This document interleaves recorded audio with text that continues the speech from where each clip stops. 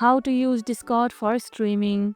Discord is a great platform for streaming your gameplay or other content to friends or community members. To start streaming, join a voice channel on your server, then click the Go Live or Screen Share button and select the window or screen you want to share. Your viewers in that voice channel can click your screen to watch live. You can also use the chat alongside your stream to interact with your audience in real time. Ensure you have a stable internet connection for smooth streaming and adjust your stream quality settings in Discord to match your bandwidth. Are you streaming on Discord? Let me know what kind of content you stream in the comments below. Discord streaming is an easy way to share your gameplay or creative work with friends without needing extra software.